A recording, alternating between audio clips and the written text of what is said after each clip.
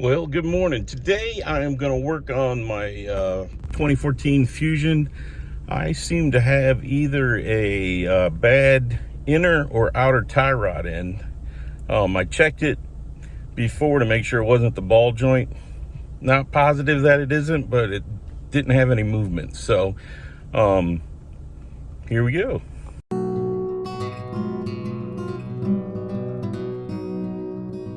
All right, the first thing I'm going to do is jack it up and put it on jack stands, and then I'm going to take the tire and rim off. So here we go. I'm a little surprised at how stiff the chassis is. It's off the ground front end back, even though I'm jacking right there, so on the jack point. So make sure you get down there and you're on the pinch weld to jack it up, because it's where you're supposed to jack it up to change your tire. So whew. All right, there it's jacked up. It's sitting on the lip. Right there's the arrow. The arrow pointing into where the lip point is. And then I got the jack stand back here. And so work safe amongst, or above all else, work safe.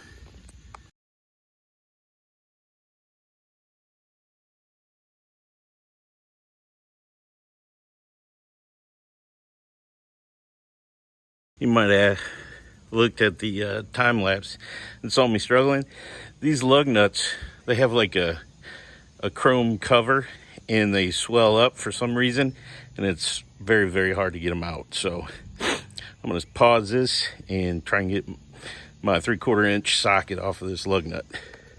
All right, so I got all the lug nuts off, but they are a pain, to say the least. It took me way longer to get the lug nuts out of the socket than I would have ever expected. So I'm going to make a short complaining about it. But anyways, so they're off. And now we're going to take the wheel off and look at and see if we can determine if it's the inner or outer tie rod end. So here we go. Well, I figured out which ball joint or tie rod end it is. But listen to this. If I can get it to do it. So it's, I think it's this outer one. So there you go. All right, I'm gonna try and videotape as much of this I can. The tie rod end is 21 millimeters. This, I don't know, because it's bigger than 18, and the biggest metric wrench I have is 18. So I'm embarrassed to say I'm gonna use a crescent wrench. So don't crucify me. And I'm gonna break this loose, and I'm gonna break this loose, then this loose, take it down, and measure the distance from center line of the ball joint to some mark I make, so I make sure the length stays the same, so the alignment won't be too far off. So there you go. So let me get going on this. All right, that's what I used to break it loose. I put it on here and hit it with the hammer to break the torque on it. Well, anyways, if I can get can't even get the crescent wrench back on there. And as you can see, I tightened it back up, so it is actually correct threaded. And there you go. So there we go. So I got it loose while it's still on here, and now I'm gonna break the tie rod nut loose. Hopefully. So I'm gonna get my tripod, or actually I'm just gonna get a breaker bar and try and see if I can get it to break without getting it spinning, because if it spins, then I'm gonna be really upset. So here we go. All right, so the tie rod end that I got was a Moog. I usually try to go with OEM, but the delivery time was way too long, and I wanted to get this back in circulation since it's my work vehicle. But the right-hand side outer tie rod is Moog ES801109. And I'm gonna take the old one off and install this one. So here we go. All right, so I'm gonna open this up and take a look at what comes from Moog. And We got a new nut, a new zert fitting, and the new ball joint. And it's stiff as, I can't even, I'm just gonna keep my mouth shut. But anyways, there you go. That's what we're gonna be replacing it with. I don't know what this is, says. Taper stud fastener torque is required to prevent stud failure entering. Torque stud nut to 111 foot-pounds. So I'm gonna remember that and torque it to 111 foot-pounds. All right, so as I showed you previously, I broke the jam nut loose, and now the only 21 millimeter socket I have is 3/8. So I've gotten out my professional set of tools, which is this nice black iron pipe. We'll put some torque on it. So here we go. Like my nuts. There we go. Hopefully it's not just spinning. Because if it's spinning, I'm gonna be pissed off. Yeah, it feels like it. All right, this is what it looks like if the whole thing spins, which is not a good thing. You can tell it's got another nut up there to hold the stud solid while I'm torquing on it. So let me go see if I can find a wrench that'll fit on that.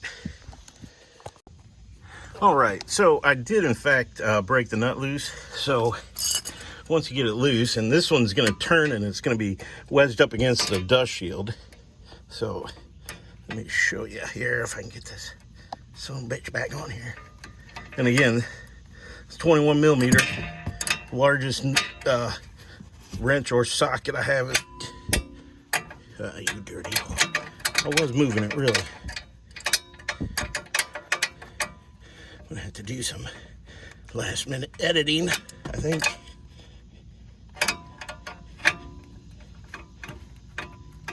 This is hard to do with one hand, so let's see, it's turning. So I'm gonna shut you off and I'm gonna take this the rest of the way off, and then I'll show you how I measure. All right, so I got it all loose and ready to go. I didn't even have to hit this.